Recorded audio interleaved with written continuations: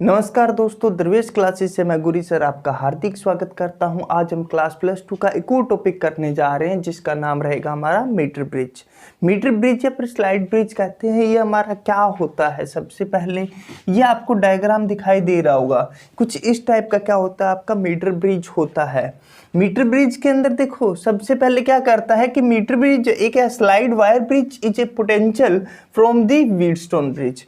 हम Wheatstone bridge की मदद से यहाँ पे क्या निकालते हैं, पोटेंशियल निकालते हैं इसका, और उसके बाद जो इसकी अननोन रेजिस्टेंस है उस अननोन रेजिस्टेंस को हमारे यहाँ पे फाइंड आउट किया जाता है।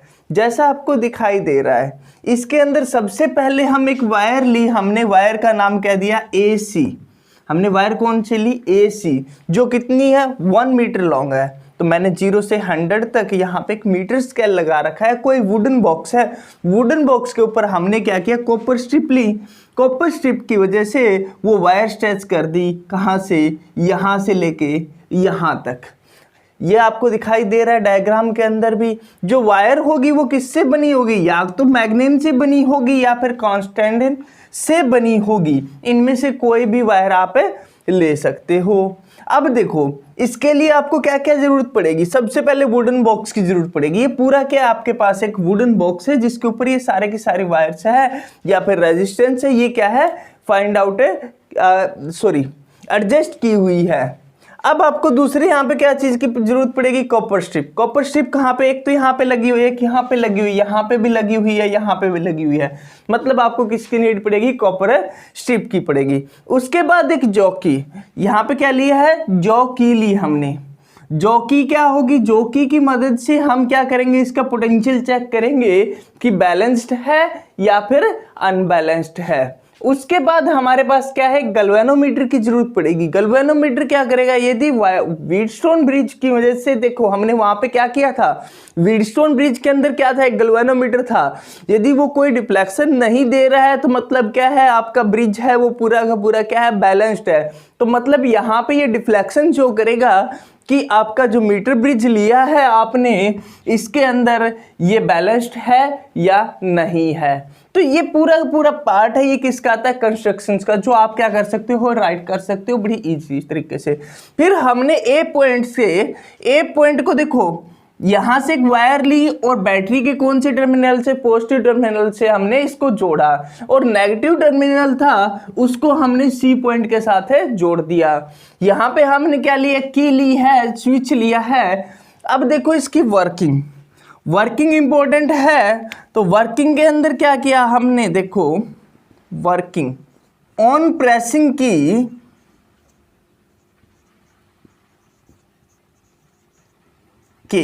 हमने किए, क्यों क्या किया, प्रेस किया की को, तो इसके अंदर क्या हो गया, इलेक्ट्रिक करंट फ्लो करने लग गया। Then electric current follow in the circuit। अब बी पॉइंट पे हमने क्या रखी, पुट दी जॉकी, क्या किया, in the circuit, then the jockey is put on B point. हमने बी पॉइंट के ऊपर क्या किया, जॉकी को यहां पे रखा। जैसे जॉकी को रखा यहाँ पे, मतलब हम चेक करते जाएंगे, इस पॉइंट पे जॉकी को रखेंगे, एक बार इस पे रखेंगे, एक बार इस पे रखेंगे, एक बार इस पे, मतलब यहाँ पे कहीं पे भी रखते जाओगे तो आपका है ना गैल्वेनोमीटर डिफ्लेक्शन देगा। लेकिन जैसे ही हमने बी पॉइंट के ऊपर रखा ना, बी पॉइंट पे गैल्वेनोमीटर ने कोई भी डिफ्लेक्शन नहीं दिया। On B point then the galvanometer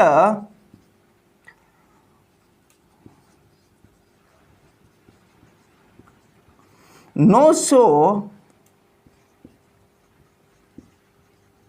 any deflection। उसने कोई भी डिफ्लेक्शन नहीं दिया। मतलब क्या हुआ, इसका मतलब डिफ्लेक्शन नहीं दे रहा है तो आपका मीटर ब्रिज है, तो ये क्या है, एक बैलेंस्ड है। सो the meter bridge is balanced. हमारा क्या है, बैलेंस्ड है। बैलेंस्ड है तो यूजिंग, हम यूज क्या करेंगे, यूजिंग व्हीटस्टोन ब्रिज।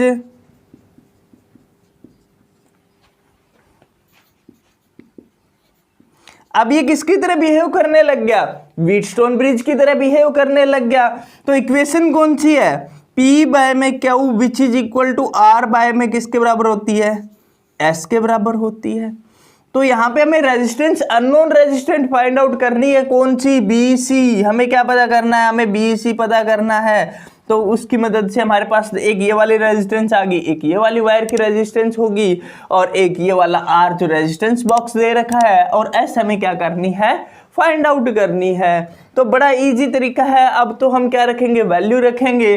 देखो P की रेजिस्टेंस होगी वो किसके बराबर होगी, L इसकी लेंथ है, और रेजिस्टेंस कितनी है इसकी, स्मॉल r। हमने क्या मानी, स्मॉल r क्या है इसकी रेजिस्टेंस। इसी प्रकार जो BC है, BC की कितनी होगी, 100 माइनस L तो लेंथ होगी, और मल्टीप्लाई कर दूंगा स्मॉल r से, तो ये इसकी क्या होगी, रेजिस्टेंस होगी।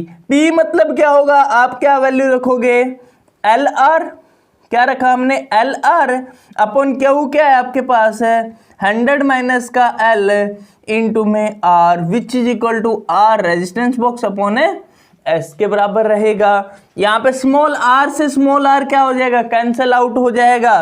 तो S की वैल्यू आपके पास क्या आएगी, S की वैल्यू आपके पास आ जाएगी R इंटू में 100 माइनस का L अपॉन क्या रहेगा, L। ये वैल्यू आ गई। तो अब इसके ऊपर क्या आते हैं, आपके न्यूमेरिकल्स आते हैं। जैसे उसने लेंथ दे दी है, कितनी है आपके पास, ये वाली लेंथ दे रखी है, उसने लेंथ दे दी, मान लीजिए आपके पास कितनी है, 0.5 मीटर है, मतलब 50 सेंटीमीटर दे रखी है। क्योंकि वायर होगी वो तो कितनी होगी टोटल आपकी, 1 मीटर की होगी। तो इसके अंदर हम क्या रखेंगे, सीधी वैल्यू रखेंगे। और ये वाला रेजिस्टेंस बॉक्स है, इसकी वैल्यू कितनी दे रखी है आपको, 10 ओम दे रखी है। तो इसको कैलकुलेट कर सकते हो बड़े इजी तरीके से। अब देखो, यदि आपने ये वायर है मैग्नीन की ले रखी है, तो इसकी कैरेक्टरिस्टिक्स क्या होगी, क्या देखना आपको, कैरेक्टरिस्टिक्स फर्स्ट क्या होनी चाहिए भाई, इसकी जो इसका टेम्परेचर कोएफिशिएंट होता है ना, टेम्परेचर कोएफिशिएंट, हमने रेजिस्टेंस की कैरेक्टरिस्टिक्स निकाली थी ना टेम्परेचर के अकॉर्डिंग। यहाँ पे वही अल्फा, जो टेम्परेचर कोएफिशिएंट होगा वो लो होगा, वो लो होगा। क्या लोगे, टेम्परेचर कोएफिशिएंट तो इसका लो होना चाहिए रेजिस्टेंस का। दूसरी चीज क्या होगी, इसकी हाई रेजिस्टिविटी होनी चाहिए। रेजिस्टिविटी क्या लोगे आप, हाई रेजिस्टिविटी। यदि इसकी रेजिस्टिविटी हाई होगी और लो टेम्परेचर कोएफिशिएंट होगा, तो आप इस मीटर ब्रिज या स्लाइड ब्रिज के अंदर आप मैग्नीन की वायर है उसको यूज में ले सकते हो।